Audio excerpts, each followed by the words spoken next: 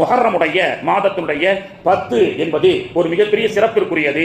அல்லாஹ்வுடைய தூதர் ஸல்லல்லாஹு அலைஹி வஸல்லம் அவர்கள் சொன்னார்கள். இப்னு அப்பாஸ் ரலியல்லாஹு அன்ஹு அவர்கள் கூறுகிறார்கள், சாம யௌமுல் ஆஷூரா, முஹர்ரமுடைய 10ஆம் நாள் அல்லாஹ்வுடைய தூதர் ஸல்லல்லாஹு அலைஹி வஸல்லம் அவர்கள் நோன்பு வைக்கக்கூடியவர்களாக இருந்தார்கள்.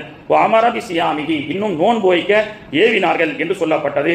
யார் முஹர்ரமுடைய 10 நோன்பு வைப்பார்களோ யுகஃபிரு சனத்தல் மாலியா, ஒரு வருடம் முந்திய பாவத்திற்குண்டான பரிகாரம் என்றார்கள் அல்லாஹ்வுடைய தூதர் ஸல்லல்லாஹு அலைஹி வஸல்லம் அவர்கள். முஹர்ரமுடைய 10 என்பது ஆதிபிதா ஆதம் அலைஹிஸ்ஸலாம் அவர்கள் நம்முடைய அம்மாவை பிரிந்து சந்தித்த நாள். நூஹ் நபி அவர்கள் கப்பலிலே உலகமெங்கும் வெள்ளப்பெருக்கு ஏற்பட்ட போது கரை ஒதுங்கி அவர்கள் சுதந்திரம் பெற்ற நாள் முஹர்ரமுடைய 10. யூனுஸ் அலைஹிஸ்ஸலாம் மீன் வயிற்றிலிருந்து விடுவிக்கப்பட்ட நாள் முஹர்ரமுடைய 10.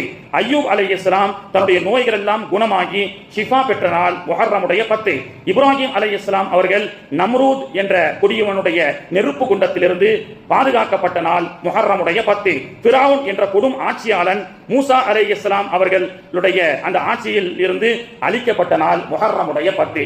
ஆதிபிதா ஆதம் அலைஹிஸ்ஸலாம்ல இருந்து நிறைய நபிமார்கள், ஒவ்வொருவருக்கும் ஒவ்வொரு விதமான சோதனை, அத்தனை சோதனைகளும் போக்கப்பட்டு அல்லாஹ் சுபிச்சத்தை தந்த நாள் முஹர்ரமுடைய 10.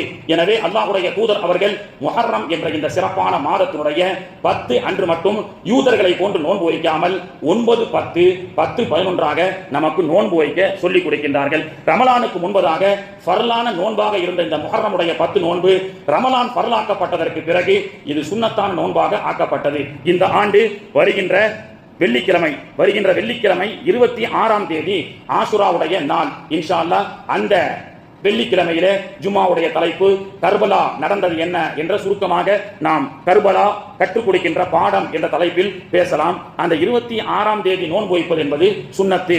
வியாழன் வெள்ளியாக, வெள்ளி சனியாக 2 நோன்புகள் இன்ஷா அல்லாஹ் நாம் வைப்போம். அல்லாஹு தஆலா தௌஃபீக் செய்து அருள் புரிவானாக. அது மட்டுமல்லாமல் ஹிஜ்ரத்தினுடைய வரலாறும் முஹர்ரமுடைய கர்பலாவுடைய வரலாறும் வருட